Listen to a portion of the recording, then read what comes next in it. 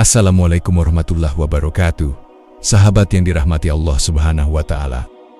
Sejatinya manusia dalam menjalani kehidupannya tidak akan luput dari dosa. Sehati-hatinya ia dalam menjalani kehidupannya pasti mempunyai dosa, baik dosa yang terasa maupun dosa yang tidak terasa. Mengenai dosa yang diperbuat oleh manusia, baik besar kecilnya dosa, disengaja atau tidak disengajanya dosa tersebut, janganlah menjadi putus asa, segeralah bertaubat. Sesungguhnya lautan ampunan Allah Subhanahu wa Ta'ala sangatlah terbuka luas. Namun janganlah sesekali kamu menyelewengkan luasnya ampunan Allah Subhanahu wa Ta'ala ini untuk terus berdosa dan bermaksiat. Sebelum lanjut ke kisahnya, mari kita sempatkan untuk bersolawat dan menulis solawat kepada baginda kita Nabi Muhammad SAW di kolom komentar. Dan insya Allah akan menjadi bukti kecintaan kita kepada Rasulullah SAW untuk mendapatkan syafaat kelak di akhirat. Dan saya banyak terima kasih kepada sahabatku semua yang telah like, komentar, dan subscribe ke channel ini. Saya doakan semoga kita semua dalam keadaan sehat walafiat dan diberi rezeki yang melimpah oleh Allah Subhanahu wa Ta'ala. Amin amin ya robbal alamin. Sahabat yang dirahmati Allah Subhanahu wa Ta'ala, inilah kisah seorang hamba yang dosa-dosanya tercatat oleh para malaikat sebanyak 99 catatan. Setiap catatannya sejauh mata memandang. Di akhirat semua catatannya amal di dunia ditunjukkan kepada Allah Subhanahu wa Ta'ala. Maka Allah pun berfirman, apakah engkau mengingkari catatan ini? Apakah para malaikat pencatatku telah menzalimimu? Kemudian laki-laki itu menjawab, sungguh tidak, ya Tuhanku. Selanjutnya Allah meminta agar dia mendatangkan sesuatu yang dapat membuka pintu ampunan. Namun dia tidak mendapatinya. Dia akhirnya pasrah akan keadaan. Dalam keadaan demikian, Allah berfirman, hari ini tidak ada kezaliman sedikit pun kepadamu, dan sesungguhnya engkau memiliki satu kebaikan di sisi kami. Lalu kemudian dikeluarkanlah sebuah catatan kecil di hadapannya. Catatan itu ternyata berisi kesaksiannya atas keesaan Allah Subhanahu wa Ta'ala dan kerasulan Nabi Muhammad SAW. Yakni kalimat asyhadu alla ilaha illallah wa asyhadu anna Muhammadar Rasulullah. Kemudian Allah kembali berfirman, sekarang datangkanlah timbanganmu. Maksudnya adalah timbangan 99 catatan dosanya, di mana setiap catatannya sejauh pandangan mata. Selanjutnya 99 catatan itu ditimbang dengan catatan kecil tadi.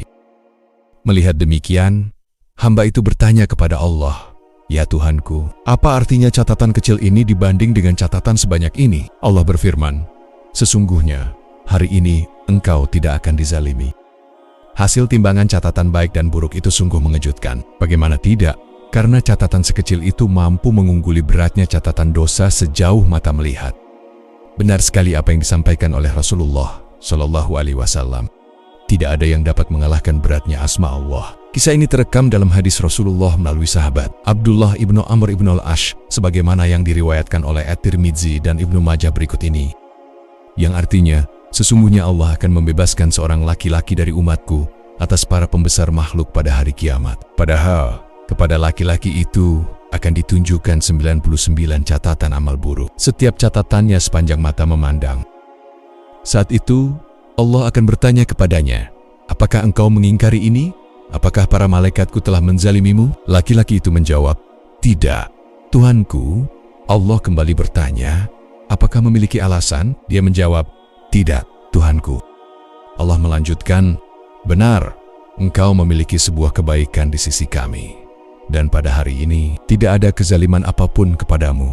Tak lama berselang, muncullah sebuah catatan kecil yang berisi kalimat, aku bersaksi bahwa tiada Tuhan selain Allah, dan aku bersaksi bahwa Muhammad adalah hamba dan utusannya. Kemudian Allah berfirman, maka datangkanlah timbanganmu.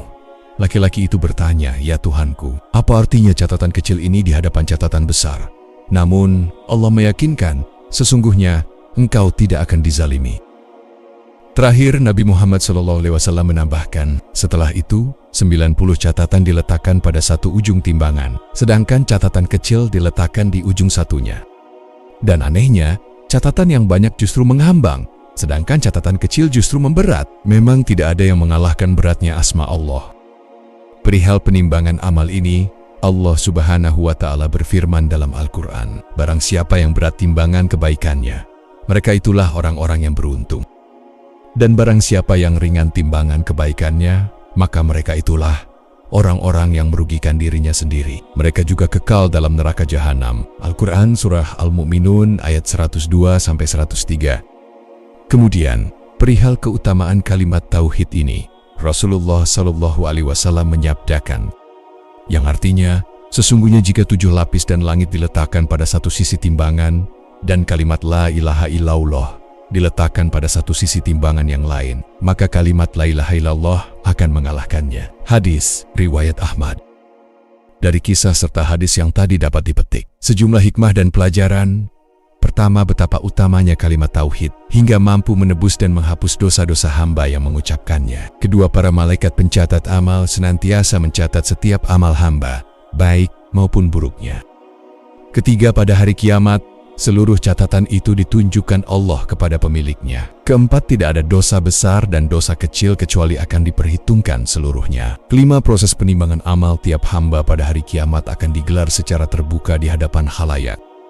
Keenam, siapapun yang berat timbangan kebaikannya akan selamat dan terbebas dari kehinaan, kesengsaraan, dan kebinasaan. Ketujuh, betapa pentingnya keimanan seorang hamba.